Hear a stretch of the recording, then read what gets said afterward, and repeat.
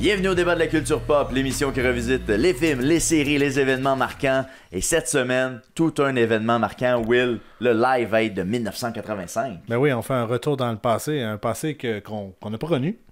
Non. On a entendu beaucoup parler à travers les années. Puis je pense que c'était l'intérêt via ce sujet-là, c'est qu'on voulait se plonger dans quelque chose qui avait marqué une époque, mais qu'on n'avait pas vécu. Donc c'est intéressant quand même d'aller voir là cette semaine. Là. Oui, puis il y a beaucoup de, tu vois, de naïveté quand ils ont décidé de créer ça.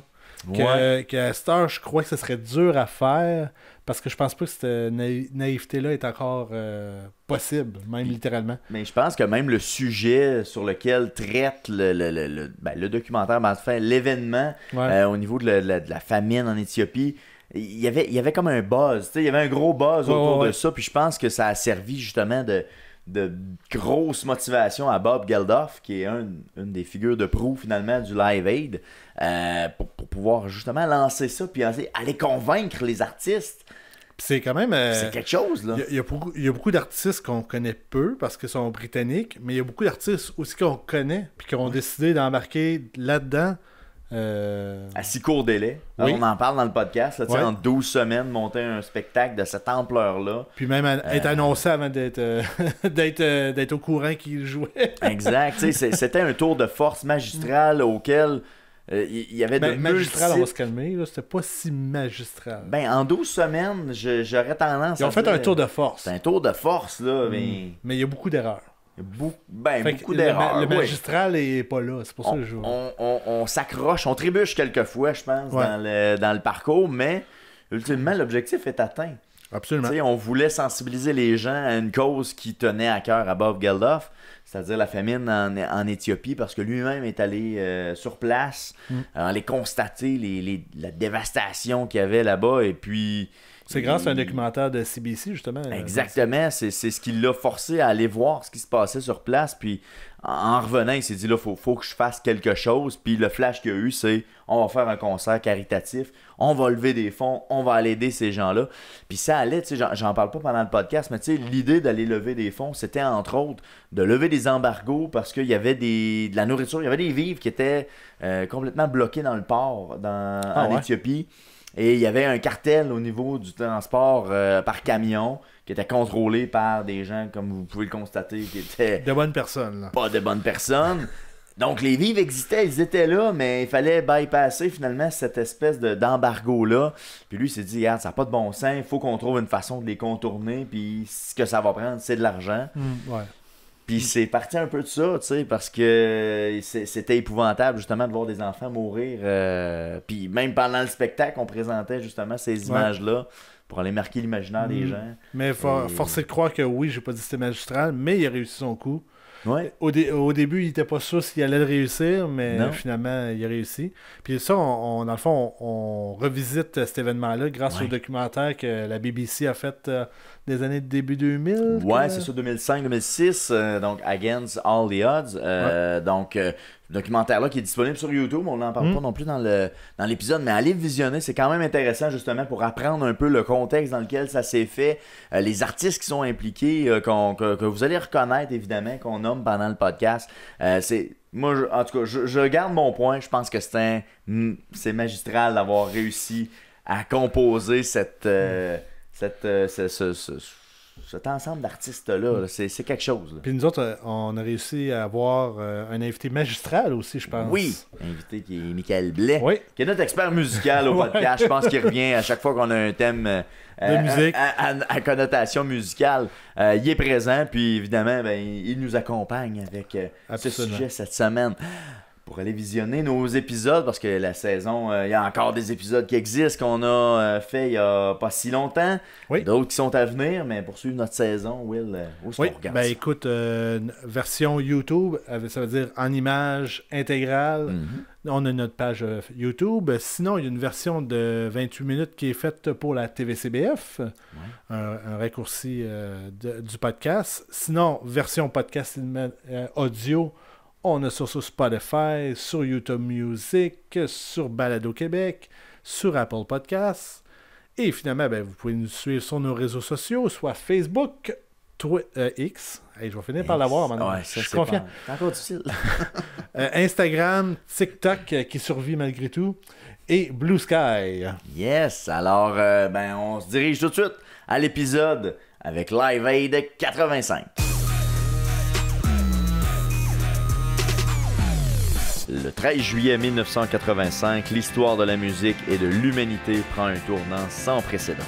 Deux scènes à des milliers de kilomètres l'une de l'autre accueillent les plus grandes stars du monde, tous unis pour une cause qui dépasse les frontières. Ils deviennent le symbole de la solidarité mondiale face à la famine dévastatrice qui frappe l'Éthiopie. À Londres et à Philadelphie, des icônes comme Queen, U2, David Bowie et Led Zeppelin se produisent pour la cause. Des millions de spectateurs dans le monde entier s'unissent pour regarder cet événement historique en direct, un moment gravé dans la mémoire collective.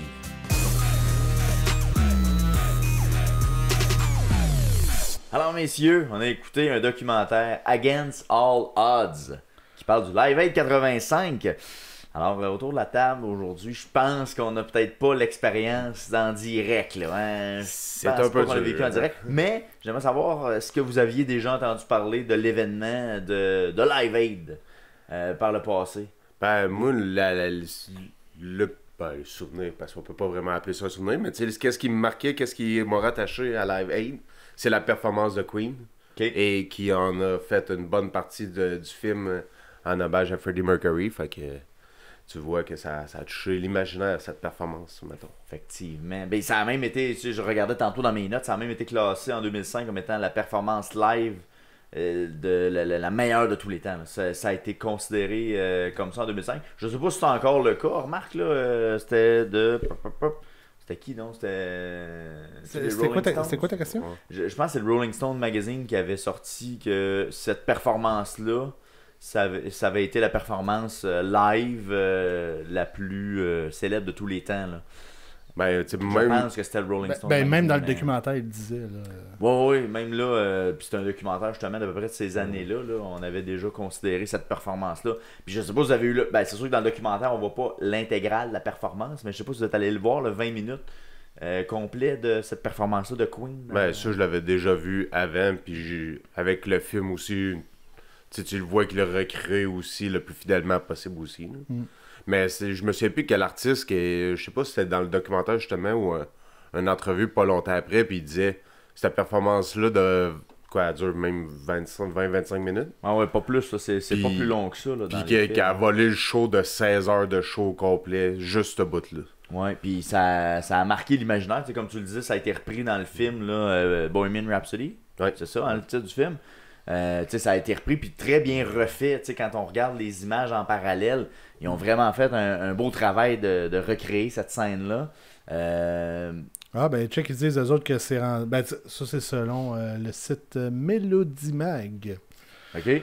C'était Madonna, mais ils mettent 7e. Nirvana, évidemment, son Unplug à MTV qui a été un classique. Là. Ouais.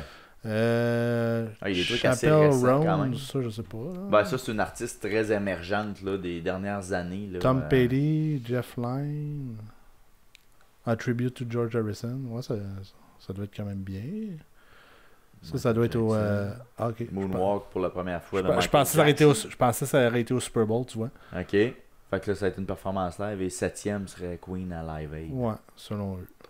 Mais bon. Ben, tu sais, c'est un bon mélange. Ils ont choisi 5 grosses tunes déjà là en partant. Puis, tu sais, Freddie Mercury qui a comme gagné le stage à lui tout seul. Puis, un des éléments que j'ai appris dans le documentaire, c'est que Queen était has-been à ce moment-là. Ce qu'on réalise comme pas tant, on dirait, nous, avec l'écart. Mais, tu sais, ça faisait peut-être une dizaine d'années qu'il était comme tranquille, Queen. Là. C'était pas le gros band, justement, des années 70. Là. Ben, dans le film, il y en avait...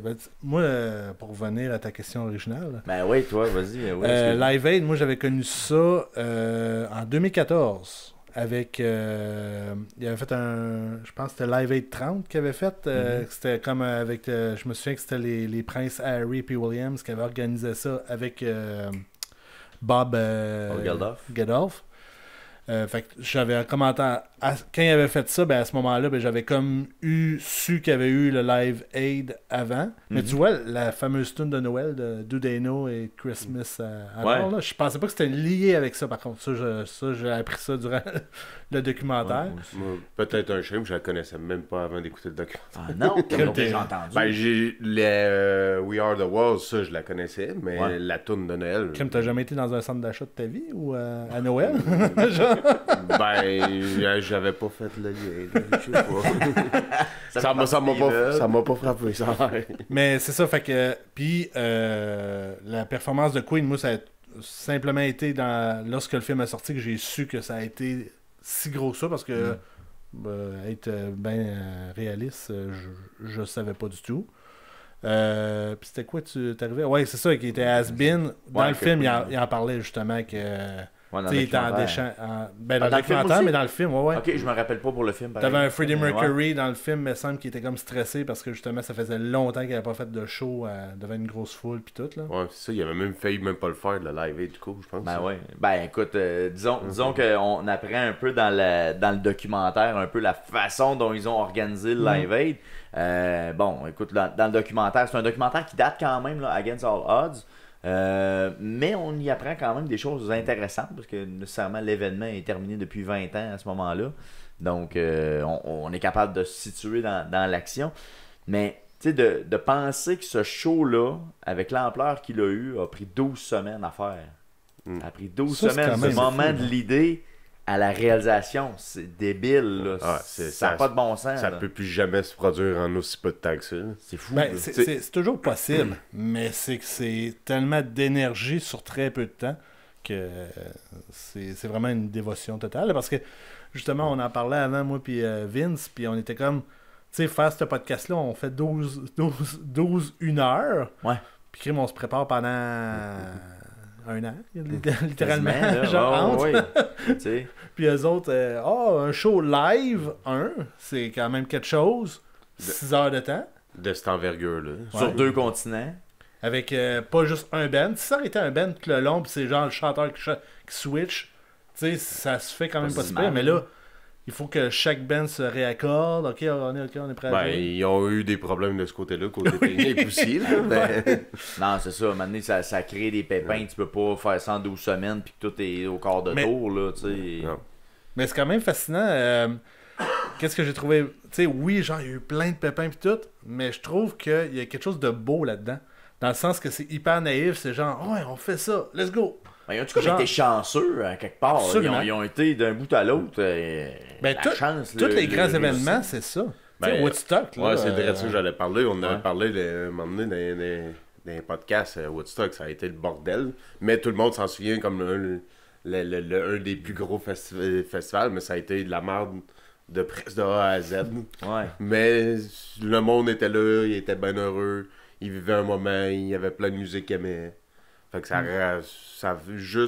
met un bombe sur tout le côté technique. Est-ce que l'événement était vraiment, tu sais, mettons pour le Live Aid, est-ce que pour les spectateurs, ils l'ont vraiment senti? Tu sais, le son n'était pas extraordinaire, tu sais, ce qu'ils disaient dans le documentaire, mais autre que ça, tu sais, il n'y a pas eu l'air d'avoir de pépins, genre, mettons, à l'entrée du monde au stade, ou, tu sais, il faisait beau, que ça n'a pas viré en boîte. Ils l'ont dit dans le documentaire aussi que, tu sais, tout le monde était bien relax. Il n'y avait pas personne d'agressif, tout le monde était genre... Le plus gros rush, c'est quand ils sont tous mis à courir pour se rendre le premier en avant. Là. Qui est à peu près le commun du festival normal. C'est ça que j'avais fait quand on est allé voir Paul McCartney, c'est plein. On avait couru jusqu'au bout. Petit Paul était là aussi, on va revenir dans le line-up. On va revenir à Paul, parce que c'est intéressant. Ben écoute, c'est ça, là, même dans la préparation, on commence à connaître justement au début du documentaire, avant le show. On connaît un peu le personnage Bob Geldof, qu'on a nommé tout à l'heure, qui est comme un peu la figure emblématique de tout le documentaire, parce que c'est... On aurait quasiment pu dire que c'est le documentaire de Bob Geldof, là, parce que oui, c'est Live Aid, mais c'est beaucoup lui dans le documentaire. Est-ce que tu le connaissais d'abord, Bob, ou tu t'avais jamais entendu parler de son band, ni de lui du tout? J'en avais aucune idée. Ok, moi je suis allé voir un peu sur Spotify, et puis moi non plus je connaissais pas grand-chose de son band finalement. Mais on découvre le personnage, on voit que déjà en partant, c'est un gars qui se laissera pas piler ses pieds, là. Il fera pas demi-mesure lui là. Est-ce que vous savez le nom du band? Ah, c'est Boomtown Rats. The Boomtown Rats. Écoute, t'es quand même bon, félicitations. Merci. Est-ce que tu connais une de leurs chansons? À 0. Il y en a une qui s'appelle Rat Trap. Wow. D'où le nom, je crois. L'origine du nom, on l'a trouvé. Trop fort. Mais tu sais, c'était The Boomtown Rats and Bob Geldof, me semble. C'était comme en tout cas, un mix. selon là. Wiki, il ferait partie du band. Il faisait partie du band, ok. Ouais. Mais il y a un bout, me semble, qui était séparé parce que lui, il a une carrière solo aussi. Là, Bob, là, il a comme eu des tunes qu'il a faites de son bord. Là. Mais tu sais, c'est vraiment. C'est très obscur tu sais, de penser qu'un gars comme ça, qu'on connaît pas, a été capable de ratisser aussi large. Comment, Ben, il avait comment il a sûrement- fait à ce point-là de faire ça? Ça n'a pas de sens. Ben, il devait avoir des connaissances déjà là qui ont aidé à faire des connexions. Là. Ça, Ben, j'ai pas vu tout le début Mais de tous les juste liens de pour comment il a confirmer, commencé. il était là tout le temps. Ok, il faisait partie du band. Ok, Qu'est-ce bon, que je vois, parfait. là? Mais tu sais, on dirait que ce gars-là, il a comme. Si moi je décrochais le téléphone, puis je disais comme, hey, Ed Sheeran, ça te tente d'être là ce soir? Je fais un show. Tu sais, on dirait quasiment que c'était ça. Mais c'était son mood, c'était là. tous des bands britanniques. Beaucoup. Fait que, tu sais, genre, faut croire qu'il devait être dans la communauté. Fait qu'il. Mais et tout de que j'ai pu comprendre, c'est que les deux partent d'un documentaire que la BBC a fait ou de quoi de genre. Fait qu'on dirait que tous les Anglais d'un coup. La Ils ont- CBC, c'était la CBC qui a. Ouais, c'était canadien le documentaire. Fait qu'on dirait que tout d'un coup. Celui-là, non, c'est BBC, mais ça. Le documentaire qu'on a regardé, c'est BBC. Mais ce que lui parle, c'est que dans le fond, Bob Geldof, il s'est rendu compte de ce qui se passait en Afrique via un documentaire que la CBC a fait. Fait que là, ils ont vu la famine en Éthiopie. Mais continue. Mais je pense que ça a comme donné un déclic à plein d'artistes britanniques. Fait que on dirait que il a comme grabé la mouvance que c'est le temps de faire de quoi là, puis que tout le monde, on dirait, était justement là-dedans. mood, là. Ouais, c'est ça.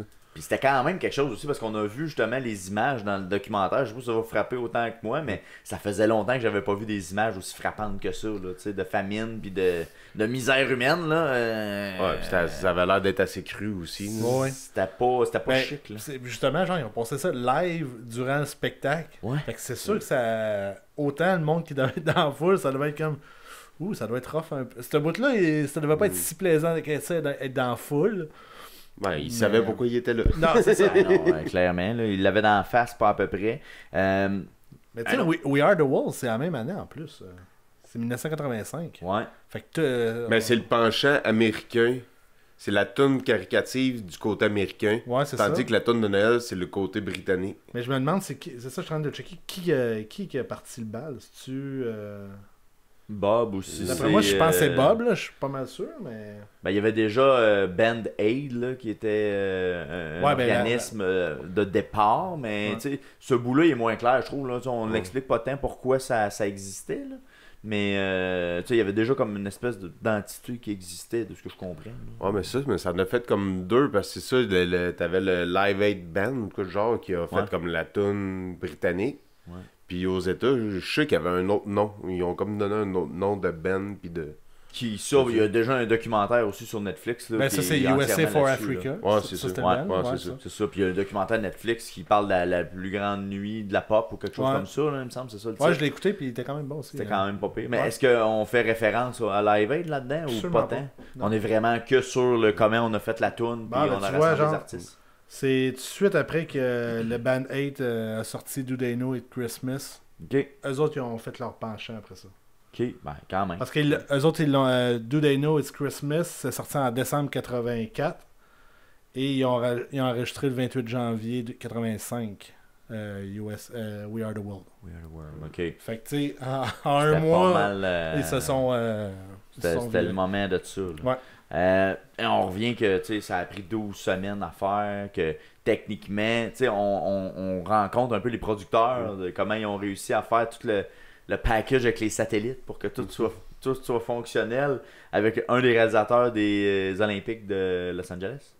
Ah ouais? Vous avez vu, Non, il y non. avait un des producteurs qui a été approché, qui était justement le producteur des Olympiques de Los Angeles, qui s'est servi d'une technologie justement satellite pour être capable de faire des retransmissions. Mais les premières retransmissions, ça n'a pas été à Montréal. Ça se peut. Mais c'est Mais Los plus pour Angeles, la c'est genre connaissance. 4 ans plus tard, je pense. C'est 84. 84, Ouais. donc 8 ans C'est plus quand tard. même récent. Ouais, ça c'était 2 Olympiques plus tard, mais il y avait comme une utilisation de satellite où le producteur était habitué, fait qu'il a comme été embarqué dans le bandwagon pour être capable de se servir des satellites C'est pour qui est faire la logique. diffusion, là, parce que c'était quand même quelque chose. Puis lui il disait que organiser ce spectacle-là avec toute la diffusion, puis c'était comme aller faire un concert sur la Lune. Que techniquement, c'était quasiment l'équivalent aujourd'hui de Ah se ouais? dire on s'en va faire un concert, un festival avec des bands sur la Lune. C'était à peu près ça l'équivalent. Fait que c'était quand même une prouesse technique assez considérable. Ouais, pour c'est ça, parce les- que c'était les diffusé années, là. partout au monde. Là. C'est ça. D'un coup, ouais. Ouais. Avoir Fait que ça, trouvé c'est- les diffuseurs puis tout, ça aussi c'était quand même complexe. Là. On en revient toujours au point, genre, en 12 semaines. En 12 semaines, d'aller Ça- convaincre des diffuseurs tu sais, en avec, plein été. avec les moyens techniques du temps. Ouais. Exact. En plein été, en plus, tu sais, le spectacle était le 13 juillet. Donc, il fallait que ça se glisse quelque Ben, je part pense, là-dedans. Je sais pas tu si dis c'est un genre. avantage. Ben, je pense que c'est un avantage parce que justement, l'été, il n'y a aucune production. Ben, tu sais, très peu de production. Fait qu'ils ont de la place pour mettre quelque chose, tu sais. Puis. Ça, je pense, ça a été à leur avantage, certainement. Ouais, probablement, mais ils ont quand même fallu convaincre les diffuseurs. Puis ABC, au départ, ils voulaient pas diffuser au complet, ce qui était la demande de Bob Geldof. Ils voulaient diffuser juste un 2 heures parce qu'ils voulaient avoir justement à maximiser le moment avec les bons bands. Puis Bob Geldof, c'était non, tu diffuses au complet. Là, tu Mais sais. c'est un gars qui a l'air. J'essaie de trouver le mot en français, mais stubborn. Entêté. Ouais, entêté, Ouais. ouais. Tu sais, genre, si c'est de même, puis ça va être de même, puis on change pas, là. Il n'y a pas de non, il y a pas de place à négociation. Justement, dans le documentaire, je me souviens, à un moment donné, il parlait avec, je pense que c'était un producteur, puis tout, puis là, t'avais un des musiciens qui passe à côté, puis là, il attendait qu'il envoyait chier le producteur au téléphone. Puis là, il dit, ah, ça avait l'air rough. Ah ouais, le maudit producteur, il m'énerve. Aïe, aïe, aïe. Puis, tu sais, tu peux pas éviter non plus la controverse parce que, tu sais, dans le line-up d'artistes, on fait ça pour l'Afrique. Pas d'artistes noirs ou à peu près. Ouais, c'est très. Ça, c'est quand même ordinaire. Ben, Je sais pas comment vous avez vu ça, mais. Oui, puis non, mais tu sais, genre, il y avait pas beaucoup d'artistes noirs en tant que tel aussi, là, à la base. Ben, il y en avait quand même, oui, là. oui, Ben, en oui, Angleterre. il aurait pu en prendre. En Angleterre, ben, écoute, je peux pas t'en nommer là. J'en ai Ouais, aucune parce que, tu sais, idée, moi, j'en là, connais parce beaucoup que- américains, mais de l'Angleterre, moi, il n'y en a pas un qui me vient en tête, personnellement. Là. Mais en même temps, aucun de ces bandes-là me revient en tête non Non, plus. non, c'est ça. Là. C'est vraiment niché dans son époque, je Ouais. pense, là. Tu sais, on a fait un top de. Ben, tu sais, à de la bands. limite, il aurait pu en faire venir de l'Afrique ou de quoi de genre. Tu sais, il y avait des Ouais. moyens. Il aurait pu faire quelque chose si ça y tenait vraiment à cœur. là. Ben, Tu sais, c'est pas parce qu'on est en 85 que tu sais, des revendications du genre, ça n'existait pas. Ben non, il y en avait, parce que il y a des controverses dans le journal, justement, là, que les gens contestaient justement le line-up qui avait été annoncé. Ah ouais. Du fait qu'il n'y avait pas d'artistes d'origine noire qui étaient sur les affiches. Puis c'était vraiment. Ça a été une controverse, mais ultimement, je pense qu'ils sont ajustés un petit peu. Ils ont rajouté des artistes par la suite, mais Bob Geldof, de la façon qu'il a annoncé les artistes, c'était quelque chose aussi, parce que ce bout-là, quand il était en conférence de presse, puis je me souviens bien, c'est 16 jours avant le début. Non, c'est pas vrai. 4 semaines avant le début, il annonce les artistes. Puis la majorité des artistes les plus populaires sont même pas confirmés. Les Lui, agents, c'est mais lui annoncé? les nomme comme s'il ouais? était annoncé. U2, Queen, Led Ben, Zeppelin, U2 commençait, Bob par Dylan. Ouais, il commençait, mais il était même pas contacté. Tu sais, il y a des bands qui étaient pas contactés, qui ont appris pendant la conférence de presse qu'ils faisaient le show. Ah, c'est drôle, ça. Puis c'était comme, ben, lui, il prenait la chance de dire, moi, c'est ça que je veux. Fait qu'il plaçait, tu sais, comme on disait, entêté. Il plaçait ça sur la table, fait comme, ben, ça va être ces bands-là. Mais en Puis même temps, c'est- aller acheter des billets, puis Mais après c'est quand ça- même une bonne stratégie parce que là, le Ben, lui, il est comme. Tu sais, est-ce que tu dis non à une revendication tu sais, qui est hyper importante, tu sais, justement que tout le monde en parle, Ben, l'Afrique, il y en a tout. quelques-uns qui ont dit non parce que justement, il y a à cause de la représentativité, justement.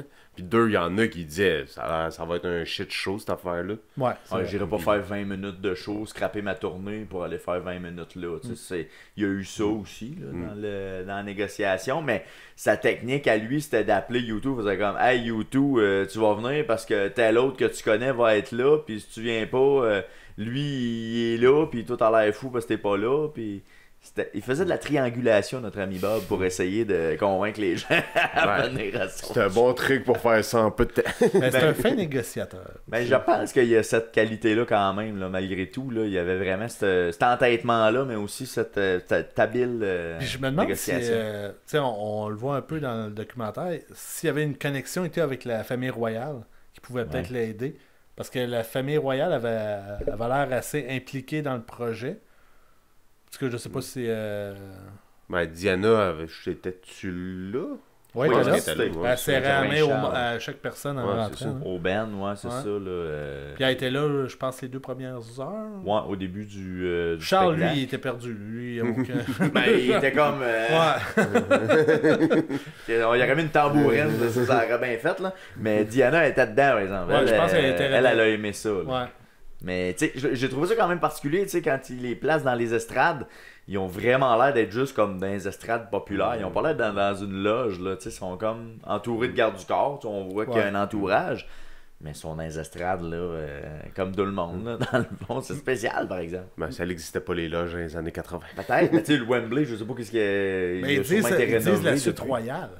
Mais ça a pas l'air d'une suite, là, tu sais, Voilà. quand tu regardes ça. Ben, les ça a l'air suites ont d'être les changé estrades. avec le temps, je pense aussi. Peut-être. Là. Peut-être une section qui était dédiée à eux autres et leur entourage, puis le monde, peut-être. la plèbe était plus loin. Peut-être. Mais tu sais, le monde était au parterre, là, tu sais. Mais eux, ils ont l'air d'être dans les estrades, tu sais. Ils ont pas, c'est pas une loge comme on est habitué de voir, là, avec un balcon ou quelque chose. Mais bon, bref, c'est quand même spécial. Mais Vince, Oui. je reviens à ta question de départ. Vas-y donc. Tu l'as-tu dit, comment t'as connu ça, Live Aid, toi? Je pense pas, non? Non, c'est ça? Je sais pas. Pour vrai, Live Aid, je pense que je suis un peu à la même place que toi, Blais, dans le sens que j'ai vu évidemment la performance de Queen, sachant pas trop dans quel contexte que ça avait été fait, mais j'ai souvenir d'avoir vu ça. Freddie Mercury est mort en quelle année? Il est mort en 90, 91? Ça se peut-tu?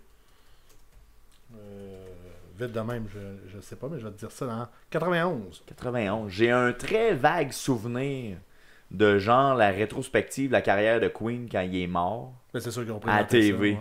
Puis j'ai un souvenir d'avoir vu comme des extraits de ça. Comme genre, tu sais, à Nouvelle à TV, on va présenter des images de l'artiste. J'ai un vague souvenir de ça. Mais j'étais pas vieux, là. Je veux dire, j'avais 5-6 ans, là. Mais j'ai comme un genre de souvenir de ça. Qui est très lointain. Mais après ça, ça a été T'es sûr que c'est avec... pas une musicographie à la place? Non, parce que l'écran sur lequel je me souviens que ça a été diffusé, c'était un petit écran cathodique, genre 27 pouces. Là, c'est ça. Ok. Toshiba. Alors, À roulette. à roulette. Fait que j'ai un vague souvenir de ça, mais sinon, dans le plus contemporain, là, ça a été, tu sais, dans le début des années 2000, à un moment donné, ils ont diffusé le... Ils ont Ils ont remis en DVD. ils ont mis en DVD, ouais, c'est ça, le spectacle. Fait que là, tu sais, là, j'ai souvenir d'avoir vu cette pochette-là sans avoir regardé le spectacle. Puis sinon... Ouais, ben moi aussi, j'avais déjà vu le logo. Ouais. La fameuse genre de guitare Live Aid écrit dedans. Là. Exact. Fait que ça j'ai ce souvenir-là aussi. Mais tu sais, d'avoir vu la performance de Queen, c'est très récent, là. Je veux dire, ça date du film de Bohemian Rhapsody où ce que je suis allé voir le comparable, là, tu sais, pour me donner une idée de ce que ça avait l'air en vrai. Ben, puis, je pense qu'ils le mettaient dans le la documentaire. Pas dans le documentaire, mais dans le DVD ou dans le générique. Je me souviens que genre, t'avais les deux. Je pense, ou c'est De peut-être quoi tu parles, là, du show? Genre, ou c'est peut-être quelqu'un sur YouTube qui avait fait la comparaison. T'avais le film Ouais. et la version, puis Ouais. ils comparaient un à l'autre, là, puis c'était exactement la même chose. Les C'est mêmes facile. plans, Ouais. les mêmes moments, pis tout, là, mais ouais, c'était bien fait pour vrai, pour le film, là, en tout cas, Ouais. ça donnait vraiment l'ambiance, mais tu sais, t'as des shots aussi qui sont un peu différentes, là, fait que c'est intéressant. C'était 16 heures de show live, si tu voulais y assister le jour même, c'était 7000 livres sterling. Vous savez combien ça fait en canadien, chers amis, en dollars d'aujourd'hui? 3 C'est- piastres. C'était 12 000 en dollars de l'époque, si on convertit en canadien, ce qui équivaut à 30 000 canadiens aujourd'hui. Ils ont Ouais. vendu des billets en revente en 30 000 canadiens, l'équivalent d'aujourd'hui. Ça coûtait 30 000 pour rentrer là? Non, les premiers billets étaient pas à ce prix-là. Les reventes, je te parle. Ok! Le monde ok. qui revendait des billets pour aller dans le show. J'étais comme crème, ils ont rempli. C'est débile. Juste remplir le stade, il aurait fait de l'argent. Non, je sais pas c'était combien, j'ai pas retrouvé le prix, peut-être que tu peux trouver, Will. Mais en dollars canadiens d'aujourd'hui, c'est 30 000 $. qui se revendait, qui s'est revendu des billets à cette époque-là, c'est complètement débile mental. Le line-up était quand même de grands artistes, mais je sais qu'ils ont joué tout sur le fait que viens, il va sûrement avoir une apparition surprise de tel. Fait que c'est sûr que pour la revente, ça joue bien de ce côté-là aussi. Ben non, c'est certain. Puis c'est quand même. Tu sais, le line-up, c'était comme un line-up de rêve là, pour l'époque. Je pense que. Qu'est-ce que tu vas avoir plus? Tu peux toujours avoir plus, mais aussi concentré que ça. Il en manquait pas beaucoup, mettons. Tabarouette, je vois pas comment tu pourrais regrouper mieux que ça. Là. Parce que là, je pense que c'est en euros qu'ils l'écrivent, là, mais ça serait Peut-être. 5$ le billet plus un 20$ donné en charité. OK. Fait que ça coûterait un 25$. Ça. Fait que tu pensais, toi, qui ont revendu des billets à ce prix-là, ça n'a pas de bon sens. Bon, une des choses aussi qu'on apprend, c'est que Elton John tient beaucoup à ses bégonias. Je sais pas si ça vous a marqué autant que moi. J'ai tellement ri. Ça, c'était drôle à tabarouette parce qu'Elton John, on est allé le chercher en hélicoptère à sa demeure. Je sais pas où il habite, là, honnêtement. Quelque part en Angleterre. Assez grand pour atterrir un hélicoptère, ce que pas tout le monde peut se permettre dans la vie. Là. Puis tout ce qui le préoccupait, c'est ses bégonias et sa perruque. Alors j'ai appris aussi qu'Elton John portait des perruques à ce moment-là. Non mais c'est pas ça, c'est que quand il est reparti, il a vu ses bégonias. Comment il rappelle ça? Bégonias, là, ouais, c'est ses fleurs. Là. Parce qu'il venait de les installer. Fait que là, il voit tout qui part. Là, il dit, ben fucking bégonias! Moi j'ai trouvé ça vraiment drôle. Ouais, vois-tu, j'ai beaucoup. Aïe aïe aïe, qu'on a scrappé les bégonias d'Elton John. Tu dis, genre, ça prenait de la place pour l'atterrir. Ben là, c'est ça. Là, il n'y avait pas de place pour l'atterrir. Fait qu'ils ont comme arrêté une game de cricket ça, c'est drôle pour aussi. l'atterrir. Puis il paraît que c'est une grosse game importante en plus de ce qu'il disait, là. Fait que, c'est comme si c'est la coupe Vanier, mettons, genre, pendant la coupe Vanier, on dit, OK, on arrête la game de foot, faut atterrir un hélicoptère. Devant que le boy, il s'en va, on continue. C'est des anecdotes assez succulentes. C'est quand même drôle de dire... tu sais, Diana, on a parlé tantôt, je me suis pris une note aussi. Nick Kershaw, qui a fait la chanson de Riddle. Je sais pas si vous êtes allé écouter ça, parce qu'il y a beaucoup d'artistes que je ne connaissais pas.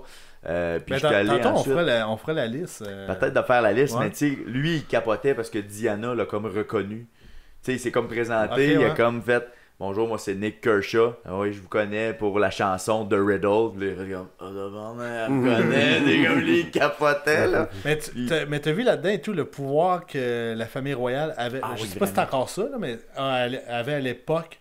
Tu sais, tous les artistes étaient tout en ligne, puis attendaient de se faire serrer la main avec Diana, puis... Prince Charles, puis tu sais, c'était important ce moment-là. Moi, je trouvais ça drôle parce que t'avais comme, justement, des images d'archives, t'es comme... Diana serre la main à un monsieur, puis il parle.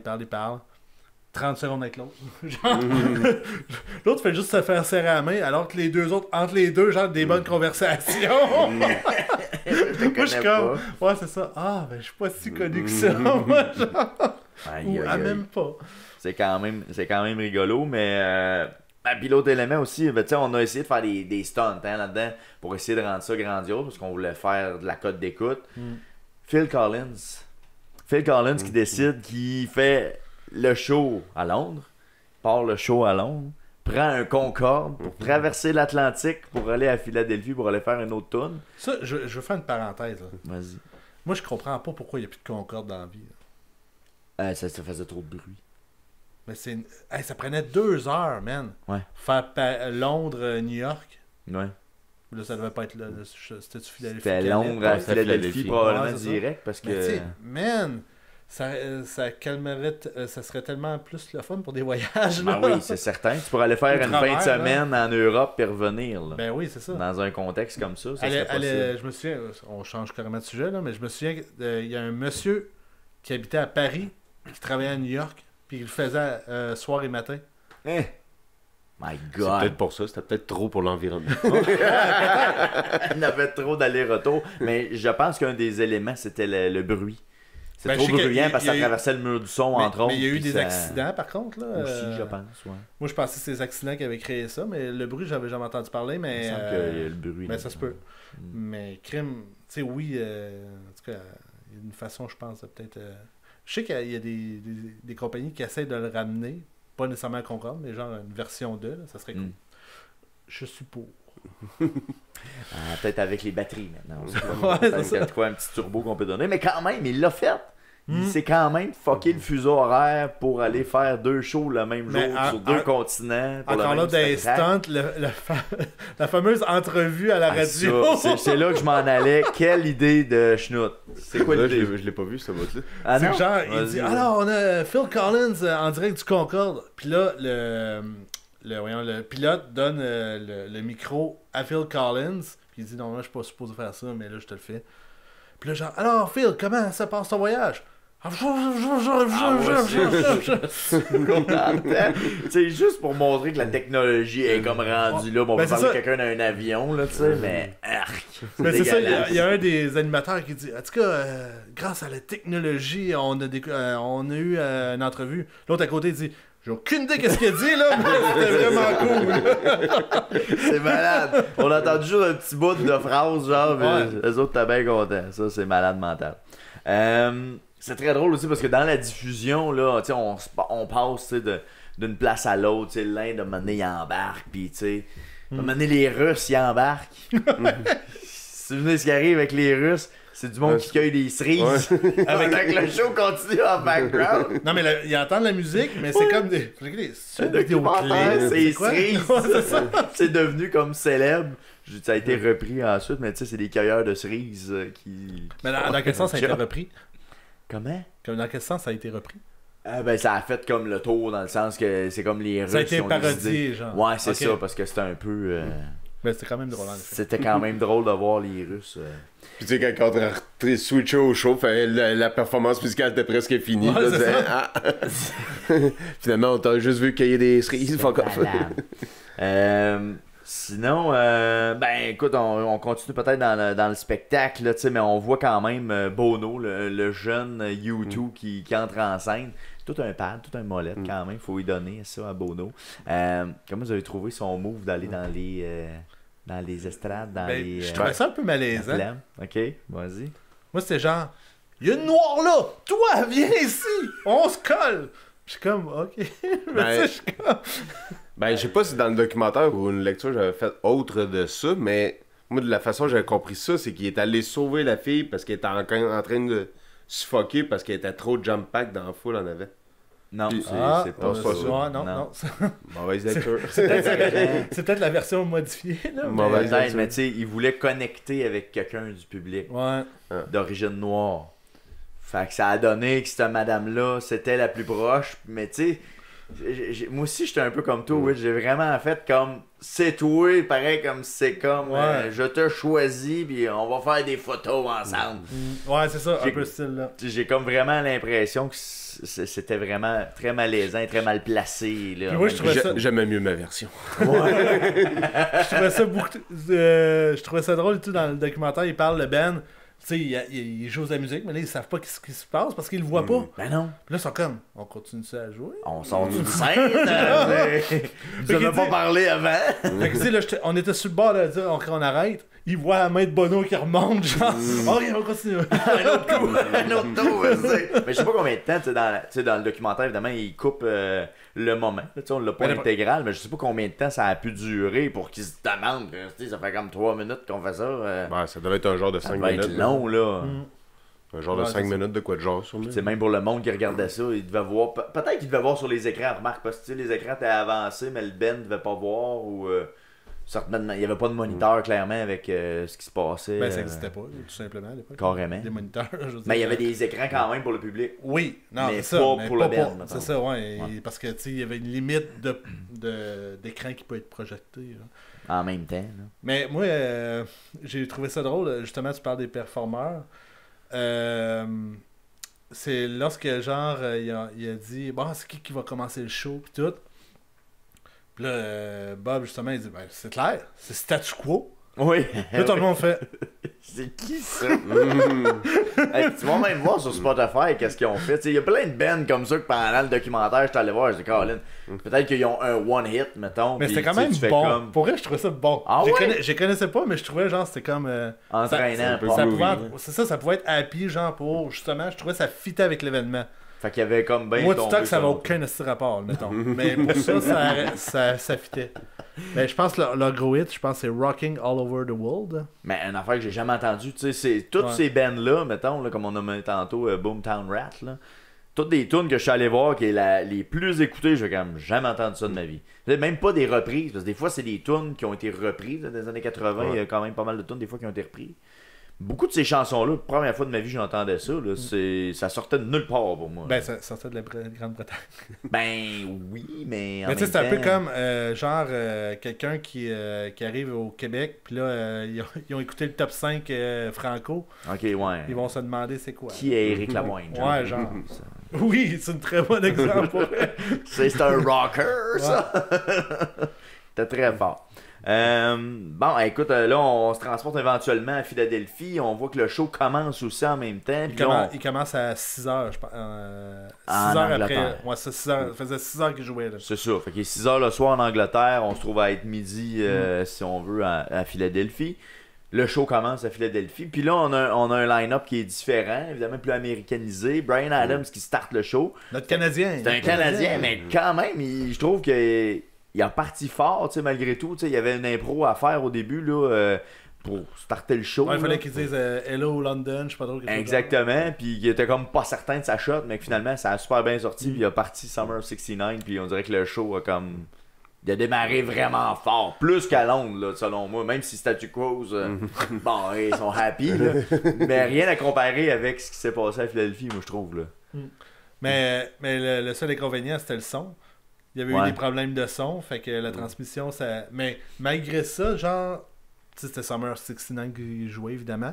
Fait que, tu sais, je pense que ça a bien passé, comme tu dis. Ben, je vais vous poser une question. Est-ce que c'était plus un show pour la TV ou un show live?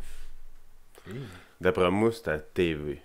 Moi aussi, j'en ai Parce que dans le but, c'était le but de justement qu'il se fasse voir par le plus de monde pour que justement le monde appelle pour faire des dons. Mais tu sais, il y a la fameuse phrase de Bob là, qui il disait Give me your fucking money. Ou quoi de genre. Tu sais, c'était fait pour justement, il y avait de quoi entre les shows pour justement aider les dons et tout ça. Parce que les gens qui témoignent, qui ont assisté au show, semblent dire qu'ils ont passé vraiment un super de beau moment. Mais tu sais, quand ça rappelle. Là, quand tu sais, ça jouait, mettons, à Philadelphie, puis il était à Londres, justement, ce bout-là, il devait trouver ça semi-long. Tu sais, il regarde des écrans. Ouais. Tu sais, oui, il doit avoir une certaine ambiance, mais tu fais juste regarder des écrans tout de même. Peut-être à distance quand. Ouais. Ouais, un peu comme on a déjà fait. Là. On a écouté des affaires à distance. Là, mais en tout cas, Ah ouais, t'as fait ça. Toi. j'ai fait ça des fois. Ouais. Ça m'arrive. Nous interrompons l'épisode en cours pour vous parler de notre partenaire, la brasserie, la microbrasserie Wick Station. Wick Station, ben, c'est bien plus que de la bière. C'est aussi un resto-bar qui est situé à Warwick. Oui. En plein milieu du village. C'est un menu pub qui est assez fantastique, hein, Will. Il y a vraiment une variété. C'est inspiré là, des produits du terroir là, dans le menu. Oui, ben moi justement, la dernière fois que je suis allé, j'ai essayé pour la première fois le burger Wick, du même nom que la station. Et puis, c'est avec la brisquette. Puis pour vrai, c'est intéressant, ça. ils ont de la poutine aussi avec la brisquette là, puis la brisquette a quelque chose, elle a une saveur que je vous dirais donne le goût d'y retourner assez souvent. Ça donne le goût de retourner. Moi, une de mes découvertes, ça a été vraiment, c'est une dry stout, une bière noire qui s'appelle la Fatima, à 3,5 degrés d'alcool. Franchement, là, ça compétitionne fort avec la Guinness, là, même que ça l'abat facilement. C'est fantastique comme bière. Quand même, puis en plus, c'est un nouveau, tu sais, je veux dire, ça fait pas longtemps là, que ça existe, la Wick Station. Non. Puis ils réussissent à compétitionner justement avec la Guinness, je trouve ça impressionnant. Ah oui, franchement, là. Puis, tu sais, dans le bar aussi, ben, le resto pub, ben, c'est de la musique aussi, c'est des spectacles. Alors, vous pouvez aller voir ça aussi. Les shows d'humour, là, c'est vraiment Les le fun. shows d'humour, effectivement. Donc, on vous invite à aller voir. Les bières sont disponibles partout au Québec, évidemment, dans les dépanneurs, différents points de vente. On vous invite à aller liker leur page Facebook, aller visiter leur site web à wickstation.com. Ouais, Tous les détails. tout nouveau au site. Tout nouveau et beau site Ouais. web. Alors, merci beaucoup à la Wick Station de nous encourager. Et nous, ben, on retourne à l'épisode. Mais c'est ça, je me demandais ça, voir si c'était vraiment plus un show pour la télé. Puis tu sais, on a atteint les codes d'écoute records, tu sais, à ce moment-là. Fait que clairement, le show de TV, l'événement télé a vraiment pogné, tu sais, pour un samedi après-midi, tu sais, quand on se remet dans le contexte, le show, t'as pas le soir, là. Mais Ben, Le monde, on il a regardait ça fini- dans il a- l'après-midi. Il a fini le soir, mais.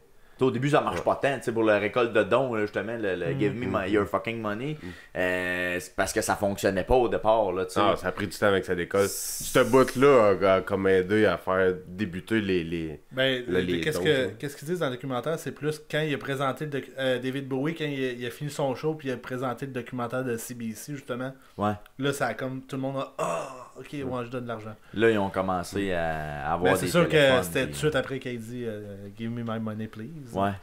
Ouais, parce que S'il vous plaît. je pense qu'ils auront eu leur plus gros don individuel, genre pas longtemps après qu'elle ait fait cette phrase-là. Fait que... Ouais. Puis il y a eu Queen aussi qui a aidé beaucoup. Ce qu'on entend aussi dans le documentaire, c'est que ça a propulsé l'auditoire. Tu sais, ce 20 minutes-là a accroché beaucoup de monde. Probablement dans le moment où il a été passé, là, tu sais, je le figure mal un peu là, tu sais, dans le line-up, à quel moment ils sont arrivés, Ouais, vers je quelle pense heure que- ils ont embarqué. 18h41. Fait que vois-tu, c'est peut-être que là, t'avais une pic d'écoute peut-être plus important, puis ça a bien tombé, puis ça a été beaucoup vu. Parce qu'à Ça l'a 18h41, engendré. ça veut dire qu'il était midi à Philadelphie, tu sais, Ouais. en Ouais. Amérique. Fait que, tu sais, là, d'après moi, c'est là que t'avais plus de. Mais je me demande, tu sais, mettons, pour un Américain, lui, il voyait le show à Philadelphie, ou vu que ça s'alternait, Il y avait une alternance. il y avait quand même le show, tu sais, il y avait Ouais, le parce meilleur que- des deux mondes à le regarder à la Parce TV. que check, à partir de 18h, c'est 18h. Après ça allait à 18h40, puis c'est 20 minutes chaque band. Ok. Fait que, tu sais, après ça, c'est ça, 19h23. Ah, mais t'as-tu pensé 19h. la logistique, Ouais, pareil, mais là, pour t'as l'époque, le c'est temps des débile. tunes qui est pas calculé et tout. Ouais, ben, pis c'est ça, puis ben, ils le disent tout dans le documentaire, genre que, hey, il faut que tu coupes ta tune. Ah, finalement, non, tu peux, reste dans la Continue. tune, ouais, c'est ça. Tu sais, c'est quelque chose pareil, là, tu sais, d'essayer de Puis, faire c'est ça. ça, il y a, tu sais, Ben, c'est de mixer deux shows qui sont pas un à côté de l'autre. C'est pas comme Ouais. deux scènes un à côté de l'autre que tu switches un à mais l'autre. tu dis deux shows, c'était même plus que ça, tu sais, qu'on a dit en Russie, il y avait un band, Ouais. puis tu sais, Ben genre- ouais, il y en avait quand même mais tu sais, partout. c'est ça, il y a eu des bands que, genre, ils ont eu 2-3 tunes, puis d'autres que, tu sais, comme Queen, qui en ont eu 1, 2, 3, 4, 5, 6, 7. 7 quand même. Ouais, mais c'était des tunes plus courtes. C'est ça, ben, ou peut-être plus connus. Moi, je pense que c'est peut-être pour ça. Ouais, puis il y a même des artistes qui ont juste fait une tune, puis merci, bonsoir, puis... Ouais. Parce qu'ils leur ont fait passer le message qu'il n'y avait pas de temps, genre, puis il fallait qu'ils switchent. Là. Tu sais, il y en a que ça a été ça Ah, aussi. peut-être là, aussi, là, les raisons de Ils pourquoi... ils se faisaient pousser justement pour qu'ils sortent de scène. Des fois, il y en a qui recontinuaient. en Paul, tout cas, on va en parler plus tard, là, mais Paul, il a juste fait une tune. Ouais, ben, on y arrive C'est à vrai. Paul, justement. Ok. Paul, j'étais rendu là, tu sais, qui... Ça, pour vrai, ça m'a fait de la peine.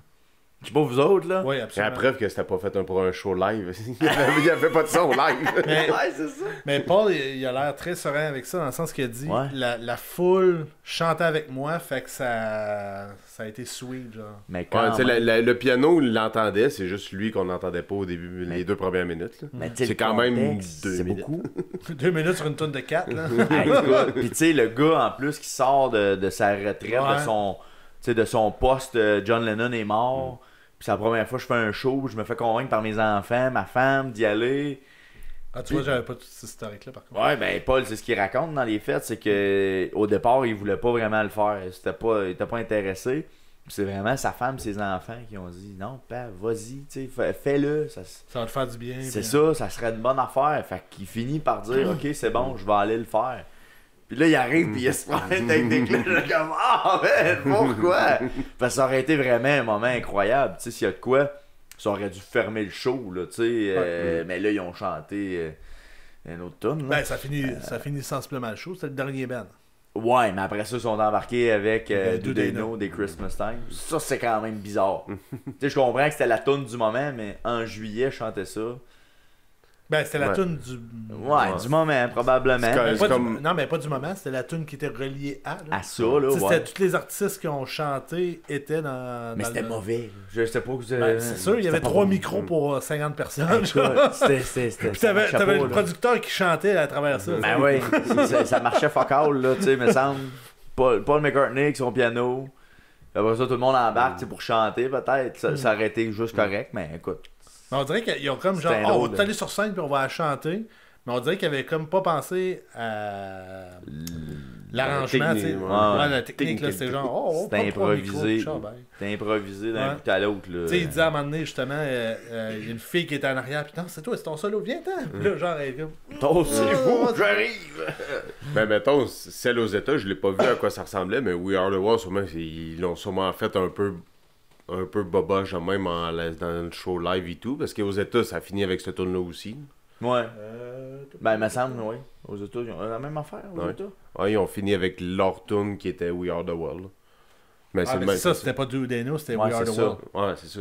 Mais Fait- ils ont, Je sais c'est pas le même qui ça principe. sonne. Ouais. Ils ont fini de la même façon qu'ils Avec ça finit tout le à monde Londres. tout le monde sur la scène, puis on chante tout le monde ensemble. Fait qu'on fait ça à la liste. Ouais, vas-y avec la liste, Will. Mais j'ai réalisé quelque chose. On dirait que jusqu'à 6 heures, jusqu'à le temps que les Américains embarquent, on dirait que c'était beaucoup plus britannique. OK. Puis après ça, on dirait que ça... Ça switch, Non, mettons. on dirait que c'est des bands plus connues, mettons. Allons-y. Ben, comme tout show, Ouais. t'as les premières parties. Fait que puis là, t'as après- Statu Quo, évidemment, pour partir le bal. Après ça, t'as le Steel Council, que un autre band qu'on connaît rien. Aucune idée. Après Bhutan ça, Rats. le Bhutan Rats et Adam Hance. Puis là, dans le documentaire, il parle d'un semi-scandale qui s'est passé là. Hein. Je sais pas si... Ouais, ben pour les switch de band, C'est ça, il a là, switché le ouais, band. ouais, Puis ouais. là, il se... Tu sais, le gars de Adam Hance... non, il n'y a pas de S. Adam Hant. Disait que Bhutan Rats ont joué avant parce qu'ils savaient que la famille royale s'en allait après ça. Ouais. Fait qu'ils voulaient jouer devant la famille royale. Puis eux autres, ben Adam Hance ont pas de S. Ils ont pas joué devant la famille royale. Puis ils étaient comme déçus. Puis tout. Puis on dit c'est parce que Bob il voulait jouer devant la famille royale. Puis tout. Exact. Mais Lui semble dire que non, mais clairement, il y a Ouais. une passe qui s'est Ben, faite. la façon qu'il parlait, genre le technicien, tu peux-tu jouer, on a des problèmes, puis finalement il n'y avait aucun Il problème. n'y avait pas de problème, moi. Ça a été framé pour que Ouais. ça switch, là. Ah, les égos, hein, qui disent. Ah, c'est sûr. Ou le végétarien. Ultravox, j'ai jamais entendu. Ben, là, dites-moi si vous connaissez, là, genre. Ben là, à date, non. Là. Spando Ballet. Je connais pas. Elvis Costello, bon. Ça, on le connaît. Mais il a joué All You Need Is Love. Ouais. Fait que, il a joué une Mais chanson des Mais tu Beatles. vois, on l'a vu dans le documentaire, puis je l'avais pas reconnu que c'était Elvis Costello. Non. Non, pour vrai, non. Nick Kershaw, je connais de nom, mais Bon, je ben, sais c'est pas ça. ce qu'il a fait. The Riddle, là, si vous écoutez ça, vous allez reconnaître la rythmique, mais ça a été repris dans les années 2000 par un... je pense que c'est Jimmy Gigi. Eatwell, The Middle. Gigi Agostino. Non, c'est plus le beat qui est un peu irlandais, là. Ok. Mais allez prendre 2 secondes, allez écouter ça, c'est sûr que ça va vous dire quelque chose. Ça a roulé quand même pas mal en reprise. Pas la version originale, mais en reprise. Après ça, Sade. Encore là. Je connais pas. Non. Là, Bon, là, on commence. Ouais, là. ça, Sting, Phil Collins. Je pense qu'ils les ont mis là justement parce que ben, Phil, il fallait qu'il aille à l'autre bord. Exact, mais tu sais, il y a quand même une bonne liste de tunes. Tu sais, Roxanne, Message in the Bottle, In the Air Tonight, Long Long Way to Go, Every Breath You Take. Tu sais, c'est quand Mais même, c'est ça, mais je comprends pas. Est-ce qu'ils étaient les. Est-ce qu'ils ils jouaient les tunes des autres? J'ai pas checké. Dans le fond, c'est que Phil Collins, de la façon que j'ai vu, là, je me suis peut-être trompé parce que justement, j'écoutais un peu sur le site des fois. Mais tu sais, vu qu'il était comme sur la fin de Sting, mais qu'il commençait ses projets solo, puis qu'il a fait ce show-là comme le mélange des deux, il a fait, c'était comme bizarre, tu sais, il savait un peu que c'était la fin de Sting, puis là, il mettait ses tunes. Tu te trompes, là. C'est Genesis. Genesis, ouais. Ben, soit que tu parles de Ouais. Police, Ouais, c'est Genesis, c'est juste pas lequel tu parles, là. Moi, je suis trompé. Est-ce que c'est Sting qui finissait de Police ou c'est. Collins, je me suis trompé. qui faisait Genesis. Moi, je suis trompé. On Genesis, peut-être. passe au prochain groupe. En tout cas, clairement, son solo rendu là. Tu sais, Ouais, c'est on ça. parle pas de Police ni de Genesis. Ben, dans ce cas-là. Phil, je pense qu'il commençait sa carrière solo. Ben, In the Air Tonight, c'est Phil Collins, c'est pas Genesis. Là. Ouais, je sais, mais. Fait qu'il devait ça fait commencer. pas longtemps, là. Probablement. Parce que 85, il me semble Genesis, ça finissait, là. Fait, ben, tu sais, avec lui, je parle. Ouais. Howard Jones, il a fait Hide and Seek. Je sais pas si c'est la même tune qui sortait dans les années 2000. Là. Do it? Ouais, sûrement Ça me dit rien. pas. Brian Ferry. Avec non David plus. Gilmour aussi en backing guitarist. Fait que, Ouais, quand même. T'es quand même bien accompagné. Ouais. Paul Young. Ça va pas. Mais il était jeune, il était jeune. YouTube. Ça, check le 17h19 YouTube. Après ça, Des Straits. Dire Straits, je pense que j'ai entendu Ah parler. ouais, par c'est contre. sûr que t'en as déjà entendu. Ça. Queen, après ça, David Bowie, The Who, Elton John. C'est là que je te parle, genre que. Là, ça kick, Ouais. là. Puis là, Freddie Mercury, qui d'ailleurs, il parle dans le documentaire qu'il cherchait un partenaire hein, en backstage. Il était en recrutement intense. Il avait bien aimé son show, fait qu'il voulait que ça continue. Évidemment, Paul McCartney qui fait Let It Be et le band Aid pour terminer. Ça, c'était côté Londres. Ouais. Côté Philadelphie, Bernard Watson. Je connais pas. Ça, je pense à. Ben, ça, c'est comme l'hymne national, d'après moi, ça. Peut-être.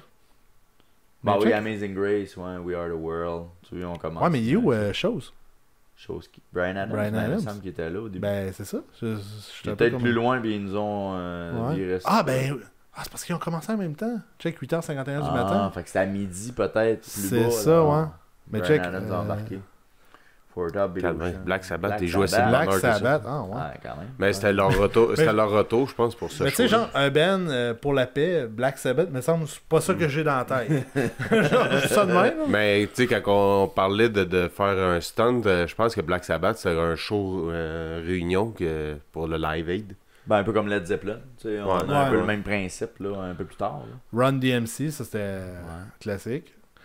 Rick Springfield. J'ai jamais entendu ça. Rio Speedwagon.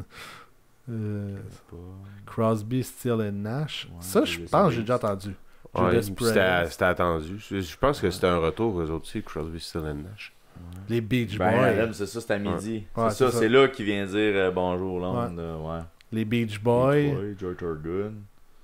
George, The Destroyer, Simple Minds, ça, c'était ça marchait. Ben, c'est eux autres justement qui étaient supposés finir après Don't You, puis là, ah, ok, on va en faire un autre. Ah ouais, il Fait a qu'on va faire remarqué. Promise You a Miracle. The Pretender. Ils ont-tu fait à Walk? Mais non, ils l'ont même pas fait. Ah ouais. C'était... Ouais, en a, toi. Santana. Santana, ben Ça, c'est une anecdote aussi sur Santana où ce que il y en a un qui vient dire que c'est de la crap Santana puis qu'il Oui, voulait oui, rien oui, savoir oui, oui. de l'avoir. C'est un des producteurs, un des bands qui était dans le line-up aux États-Unis que il voulait rien savoir que Santana soit dans le line-up parce que c'est de la merde Santana. Il dit carrément ça. Ah. C'est très drôle. Ashford et Simpson, je connais pas. Ouais, je connais pas. Madonna, qui a une belle histoire aussi backstage, qui a fait libérer toutes les toilettes pour qu'elle puisse aller chier. Elle avait un petit numéro 2 avant d'embarquer sur la scène. Ça, c'était quand même drôle. Tom Tom Petty. Petty, ben ça, c'est un classique. Kenny Loggins et tout. Qui est allé avec son One Hit Wonder. Avec Footloose. C'est vrai, un peu ça, ouais. Ouais. The Cars. The Cars et tout, c'est Ouais. Neil Young. Power Station, ça, je connais pas. Thompson Twins non plus. Eric Clapton. Phil Collins qui est arrivé à 8h quand même. Ouais. Fait qu'on- il avait joué à quelle heure on disait à Londres avec Sting? C'était à 4 heures, je pense, quelque chose là. 15h18. À l'heure de Londres. À l'heure de Londres. Fait que c'est quand même fucked up de penser comment il s'est ramené.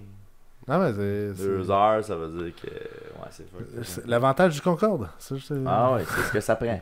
Il plus l'aurait de pas fait. Concorde. S'il n'y avait pas de Concorde, ça aurait pas... Ah non, ça aurait aurait pas marché. Après ça, on était... Ouais, on était à Phil Collins. Ouais, descend encore 20h. 20h10 de Led Zeppelin. Ah, ben tu vois, j'étais sûr que Phil Collins n'avait pas fait de... Je pensais qu'il était juste avec Led Zeppelin. Non, ben je pense qu'il est resté faire le drum avec Led Zeppelin. Ouais, dans c'est le fond. ça. Mais je pensais que Il c'était juste marque avec un Led Zeppelin. Non. Mais oui, il a fait le drum. Fait qu'il a fait 2 tonnes, après ça il a embarqué avec Led Zeppelin, il s'est fait briser ses rêves de jeunesse. Oh Phil, pareil, hein? Ça aussi c'est quand même Tu sais- quelque chose. C'est quand même fascinant que Led Zeppelin mettait ça sur Phil. Ouais, c'est de la merde. Tu sais, en gros, c'est que Led Zeppelin est fâché après Phil Collins parce qu'il trouve qu'il est pas assez bon au drum, mais lui il était juste impressionné d'être avec eux autres dans le fond, fait qu'il drumme pas tant de ce que je comprends. Non, c'est qu'est-ce qu'il disait, c'est que genre il jouait, puis il dit, je connais la tune là. Ouais. Puis il était pas sur le beat C'est eux qui étaient pas pantoute. sur le tempo, Ouais, c'est ouais, ça. ok, c'est les gars qui étaient pas sur Fait le que là, il tempo. était ouais. comme, j'essaie de les suivre, mais ça fitait pas pantoute. Ouais. Puis justement, ça fait une performance très médiocre. Ben, il y a eu des problèmes à tous les niveaux. Là. Mm. Fait que bref, tout ça pour dire, Phil Collins s'est fait briser son rêve de jouer avec Led Zeppelin. Puis tu sais, il paraît qu'il est rentré backstage, puis là, il a dit, genre, je suis allé les voir, puis il dit, je voyais un nuage noir, genre, alentour d'eux autres. Ouais. Ça allait pas bien. Il tu sais. était. Ouais, c'est ça. Ouais, mais était dans le je pense que leur drummer était mort pas longtemps avant, je pense. Puis c'était pour ça que Phil Collins, il avait comme pris le drum. Ben, il était supposé c'était comme leur retour qu'il était supposé faire. Fait que ça se peut que... Ouais, c'est ça. Crosby, Steele et Nash, je ne connais pas. Duran, c'est tout. Il paraît que ça a pas... ils ont de la misère. Ben, il y a eu la fameuse fausse note qui l'ont comme suivi après. Là. Ouais. Petit Lebel, je connais pas non plus. Non. All and Oates. Ça, c'est correct, ça, je connais. Moi, je connais pas. Mick Jagger. Ben, tu connais All and Oates, là. Tu connais au moins... Maneater. My Girl. My Girl, non, mais My Girl. Il y a des tunes plus célèbres que ça, All and Oates. Ben, Maneater me semble populaire. Ouais. Ah, ben oui, Maneater. Ok, ouais. Maneater. Mick Jagger qui était en solo à l'époque avec Tina Turner. Ou qui ont fait un Janet Jackson de leur performance. Qu'est-ce qu'ils ont fait? Là, je me souviens plus trop, là, mais soit Mick Jagger avait comme pilé sa robe de Tina Turner, puis comme un bout qui a déchiré. De quoi du genre? En tout cas. Oh là là. Les détails. Ensuite... Là, ça a l'air que mes détails ils sont pas encore trop fraîchement dans mon esprit. Faites vos recherches. Après ça, il y a eu Bob Dylan! Keith Richard, puis Ronnie Wood. Ronnie Wood, c'est le troisième que je ne connais pas. Non. Puis ensuite, on finit avec We Are the World. We Are at the World. Ben quand même. J'ai une question pour vous, vite de même. Vas-y donc. Est-ce que vous aimez mieux We Are the World ou Do They Know It's Christmas at All? Ben, comme je disais tantôt, je connaissais pas dans la tonne de Noël, je vais dire We Are the World. Moi, je pense que dans le contexte, We Are the World était plus à propos. Je comprends que dans le contexte, là, tu sais, pour le show en Angleterre, mettons, là. Mais pour le show qu'on a Live Aid, je pense que c'est We Are the World. Puis la toune de Noël, garde ça à Noël. That's it. Là, est-ce qu'il y en a une que tu préfères plus que l'autre? En général, dans la vie de tous les jours. Je trouve que We Are the World, mettons, ça s'écoute mieux que Do They Know It's Christmas Time. Ah? Parce que, tu sais, je veux dire, je vais l'écouter en novembre-décembre. Alors ça, sac-moi patience avec les tunes de Noël. T'sais, le reste de l'année, mais je sortirais pas ça au mois d'avril. Ben, des fois pour agacer mes enfants. Là, mais autrement que ça, non, je trouve que ça a pas... Je trouvais ça bizarre, tu sais, comme je le disais tantôt, je trouve ça bizarre de finir le show de cette envergure-là avec une tune de même. Tu sais... Moi, avoir eu une vision, moi, si j'aurais été Ouais. Bob, là, j'aurais fait, tu sais, de la neige synthétique, là, puis j'aurais tout envoyé ça dans la foule. Ça aurait été malade. Un show. Ouais, c'est ça. Ben, comme on fait aujourd'hui, tu sais, des espèces de confettis un peu biodégradables. Mais un fun fact qui a vraiment pas rapport avec tout ça, qui va peut-être scraper tout ça. Mais parlant de neige, ça a l'air qu'il y avait beaucoup de neige en backstage. Wow! Il y a un artiste qui a dit ça, que c'était le cocaine mess en backstage. J'aurais pas de misère à le croire parce que c'est quand même l'âge d'or pas mal de la cocaïne. Fin de l'âge d'or, je dirais. La fin? Parce que c'est fin 70, mettons. Ben, en tout cas, non. À 80, ouais, ok, peut-être. Mais c'est des artistes qui ont été populaires à cette époque-là. non, donc, c'est ça. nécessairement, ils ont emmené leur stock, là, je veux dire. Puis il y avait Eric Clapton, fait que... Tout est possible. non, mais il n'y avait pas le choix de faire cocaine. Il était pas dans ta liste. Ouais, c'est ça, mais il l'a fait en backstage. Il l'a fait en backstage. Un show privé pour en arrière. Alors, si on revient sur le documentaire, là, comment vous avez trouvé le documentaire qui date, là? Écoute, ça a 20 ans, le documentaire, quand même. Mais ça nous en apprend quand même passablement sur l'événement. Mais comment avez-vous trouvé la réalisation, le documentaire en tant que tel? Ben, ou c'était le fait que c'était comme daté, puis on dirait que c'était... Je le trouvais bon, mais on dirait des fois, je le trouvais pas de tête. On dirait qu'il passait d'un sujet à l'autre, peut-être, un peu rapidement. Ouais.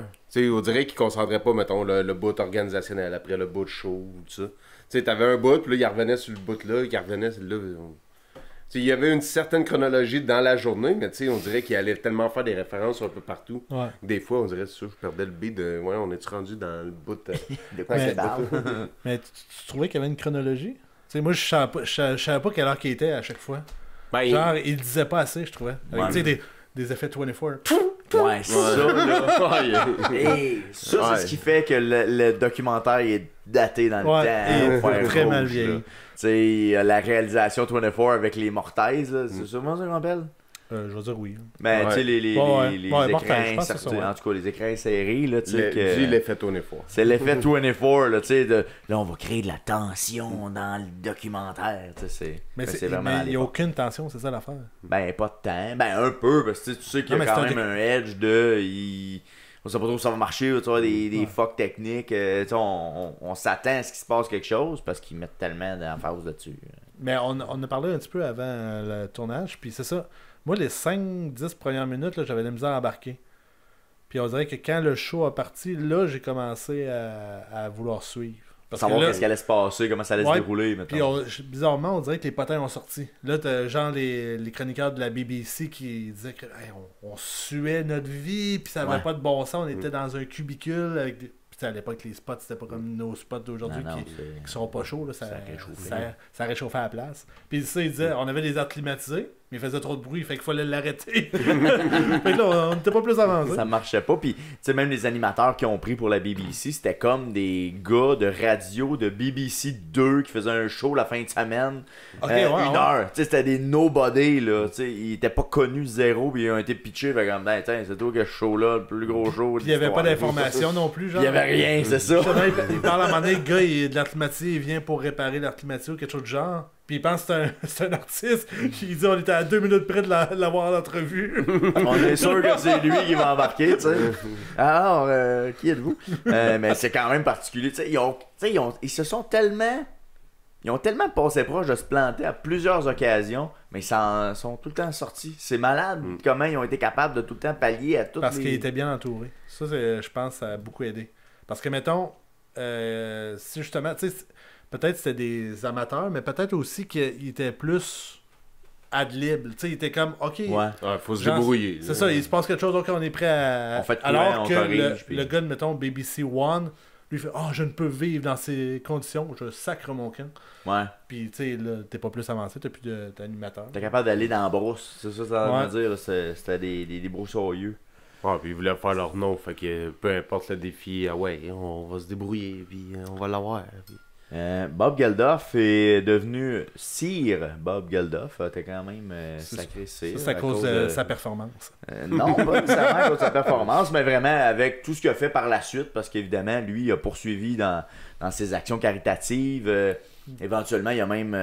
il est arrivé à posséder une grosse chaîne de télévision quand même, où il a été producteur, puis il a fait beaucoup d'argent quand même, qui a redonné aussi dans ses œuvres. C'est ce que je suis allé voir par la suite. Fait qu'il a quand même continué là-dedans.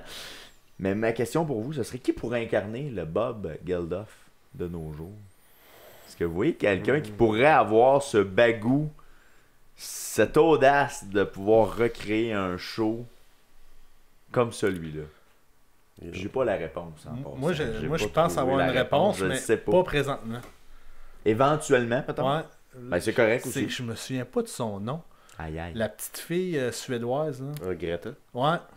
Moi, j'ai l'impression que ça pourrait être son style, mettons, dans... Je sais pas quel âge qu'elle est rendu, là, mais... Elle doit être pas de 18-20, peut-être? C'est ça, peut-être dans 5-10 ans, je pense, elle serait game de se faire une affaire de même.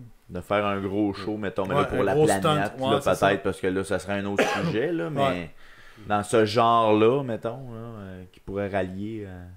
autant. Mais c'est sûr que ça serait pas quelqu'un de placé qui a un gros nom environnementaliste ou quoi de genre, parce qu'on veut pas. Faut quand même que tu te donnes l'énergie. C'est sûr qu'il prendrait plus de temps à le concevoir. L'organiser, là, ouais, probablement, ouais.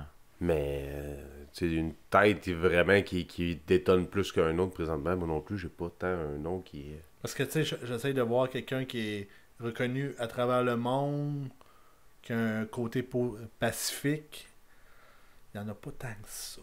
Non, c'est ça. On est d'une époque où c'est de rallier, c'est ça. On dirait, moi non plus, je le voyais pas tant, mais je voulais quand même. T'as plus des extrémistes qui sont là, mais. Quelqu'un qui rallierait autant, tu sais, parce que Bob, malgré la personnalité qu'il a, il a quand même réussi à faire converger tous ces gens-là pour faire ce spectacle-là en si peu de temps. Je veux dire, des exemples, là, c'est ça, moi aussi, j'essaie d'y penser, puis j'en voyais pas, là. De par, justement, la polarisation, peut-être, qu'on vit de notre époque, là. Puis surtout qu'il y en a beaucoup qui, d'après moi, tu sais, un peu comme ça avait fait à Woodstock 99, il y aurait du monde qui embarquerait là-dedans, mais en voyant le signe de pièce au bout, au lieu de Tu sais, vraiment penser au côté caricatif à 100%. mettons. Ouais. Ben, je pense qu'il y avait ça aussi lors de ce show-là. Là. Je veux pas lancer. Ouais, on se peut-être reprendrait aussi, pas, là. hein. Le seul avantage, c'est que vu que ça a été fait à Londres, ben, c'était produit par la BBC, qui est une télé un peu comme ici Radio-Canada, qui est Une télé d'État. là. télé d'État. Ouais. Fait que, leur but, c'est c'est pas de faire nécessairement de l'argent. Oui, là, à base, là, mais c'est plus de faire la promotion puis tout, là, de la culture britannique. Fait que ça les a peut-être aidés là-dessus. Ouais, c'est sûr. Que mettons aux États-Unis, qu'il y a pas, ça serait le PBS, c'est pas sûr que ça aurait aussi PBS. levé. Genre. Ce serait plus difficile, Ouais, peut-être. c'est ça. Ouais, ça serait une chaîne, je dis une chaîne, là, mais un streaming, genre un Netflix ou quoi de genre. Ouais, qui- mais eux autres, c'est l'argent. Là. Ben bon, ça Aussi. reviendrait à ça. Ouais, c'est ça. Et admettons, là, vous êtes Bob Geldof. C'est vous maintenant, Bob Geldof. Vous avez une cause qui vous tient tellement à cœur, vous voulez rallier des bands. Vous avez ce pouvoir-là. Là. On en refait un en 2025. On invite qui? Qui c'est Ouais. qu'on invite pour faire ça? Pour que ça soit, là, écoute, aussi mémorable et grandiose, là. Ça prend qui pour que ça soit incroyable? Ben, tu sais, je pense pas qu'un line-up de même, ça reproduirait. Tu sais, ça attirait un peu dans tous les genres pour Ça a attirer été le fait, plus Ça a été de fait en monde. 2014. Je vais Ouais, aller voir le le- line-up de 2014, là, mais. Ouais, le Ouais, je sais pas, live je aid, pense que tout ça va l'air, ouais. La reprise est moins mémorable, peut-être, parce qu'on est là, puis on n'est plus sûr. Là. Mais c'était pas la première, tu sais. Non, mais tu sais, des fois, ça peut quand même rallier beaucoup dépendamment de comment c'est fait. Même si c'est pas la première fois, des fois, ça peut être un événement. Tu sais, le Super Bowl, il est là à chaque année, le monde le regarde pareil. Ils vont aller voir la mi-temps parce que c'est quand même un show d'envergure. Tu sais, là, c'est une question peut-être de promotion, je sais pas. Ça ressemble à quoi le line-up là-dessus? Ça, je tente de chercher. Là. Ben, tu sais, pendant Le mix entre Band-Aid, là, c'est ça qui. Le quoi? Le mix entre Band-Aid puis Live Aid, là, c'est. Ouais, puis Band-Aid est une marque aussi de pansement qui est quand même... je sais pas à l'époque ça existait, mais quand même, là, c'est confondant un peu. Ils ont embarqué après, ils ont fait ça, c'est un bon nom. Ça va faire du chemin, ça. Mais tu sais, je peux répondre vite. Ouais, entre- un top 5 ou un top de quelques bands qui pourraient rallier. Ben, tu sais, qui autant était que ça. au Live Aid, mais tu sais, moi, j'essaie de voir un peu, tu sais, qu'est-ce qui est très populaire qui pourrait amener un bon bassin de monde. Mais tu sais, U2 qui était là dans leur début au Live Aid, c'est sûr que, tu sais, ils sont gros dans les caricatifs pis tout, fait que c'est sûr que ça pourrait être un nom qui est quand même bien spotable comme headline. Tu sais, tu fais revenir un Elton John aussi, c'est sûr qu'en Ouais, c'est ça. Pour la en nostalgie ou Angleterre, quelque chose, ça marcherait. Mais il a arrêté de tourner, il me semble, Elton. Ouais, je pense que qu'il Fait est que ça en serait de retraite, là. sortir de la retraite pour... Ben, tu sais, on ça- le sort de la retraite Non, pour mais ça. tu sais, dans le genre de show de même, si tu veux faire un gros coup, ça peut être le genre de gros coup que ça peut Fais faire. attention, c'est Bégonia, par contre, juste Ouais. à noter. Ben, peut-être qu'il va être mieux organisé sur le transport. Mais en même temps, t'as comme une limite là-dedans. Je veux dire, Elton John, il est pas là encore pour 20 ans. Là. Non, c'est ça, là, je te parle, on le fait cette année, là. Tu sais, Ouais. dans 12 semaines, là, mettons, on se prend là, on fait ça dans 12 semaines, là. On amène qui? T'as-tu un projet à nous proposer? Ouais? On passe ça à soir. Ben, tu sais, t'as ramené les Rolling Stones, mettons, les affaires de même. Tu sais, faire un. Tu sais, c'est pas que je l'aime particulièrement, mais tu sais, comme ça a fait aux Olympiques, un gros coup d'éclat avec Céline. des affaires de même. Céline, ouais, pourrait, peut-être. Ou tu vois, mettons, Billie Eilish qui est fort de. Que tu peux rallier une autre génération aussi. Ouais, aussi, parce qu'à un moment donné, oui, des vieux bands, c'est une chose, mais tu sais, dans l'époque où ils étaient, oui, il y avait des has-been, mais il y avait quand même des artistes qui étaient actuels aussi dans leur line-up, là, tu sais, du moment, là. Ouais, tu c'est sais. Ou un Rage Against the Machine qui a, si tu veux, un côté plus rock, qui sont forts là-dessus, mais tu sais, ça. C'est vrai qu'ils sont Ça, assez. Revendicateur, peut-être, ouais, là. Ouais, dans ce sens-là. Fait que ça serait pas mal ton line-up, là, qui pourrait Ben, rallier. ça peut être des. un début. Ça va toucher un peu partout, puis que ça. Tu sais, justement, quand tu veux viser large avec ce genre de show-là, faut que tu aies des coups de même, là, d'après moi. là. Puis t'as-tu fini par trouver, Will, Non, je 2014? suis tout le temps stocké. Mais je suis même plus sûr que c'est 2014 parce que là, je vois juste du Band-Aid 2014. Ok, je sais fait que c'est pas si- ça pantoute. Mais Bon, vas-y avec au pire, ton- réponds à Vince, je vais Vas-y essayer de avec faire ton des line-up, recherches. mettons, Je toi, sais que c'était le Prince Harry puis le Prince William qui avait pas organisé ça, mais en tout cas qui est. Partenaire ou président d'honneur. Genre, quelque chose de genre. Moi, je vais juste. J'étais allé avec les bands que je voyais qui étaient revendicateurs. Fait que j'ai pensé tout de suite à Coldplay. Coldplay, ouais, effectivement. C'est sûr qu'il serait là-dedans. Puis je pense qu'il était là, justement, au concert que je parle. Là. Un band comme Linkin Park aussi, je pense que il fitterait là-dedans. System of a Down, je pense, dans Band Réunion, je pense que ça pourrait faire aussi ça. Ben, ils roulent encore, mais ils font tellement pas de show que ça reste quand même... Ça serait un événement en souhait peut-être, là, mais ouais. Sinon, plus récent, là, je me souviens plus de son nom. Ellie. Billie Eilish. Ouais, Billie Eilish, ouais. Tu voles mes choix. Je t'écoutais pas. Je cherchais. Puis écoute, si t'es capable, tu refais faire Let It Be par Paul McCartney. Paul. Puis tu fais juste tu l'as fait juste à acoustique. Ok, c'est bon. Puis pas de tonne de Noël après. Moi, j'essaierais. C'est bon ce que vous avez nommé, mais Will, ça m'étonne que tu les aies pas nommés. Mais, Yellow Card? Non.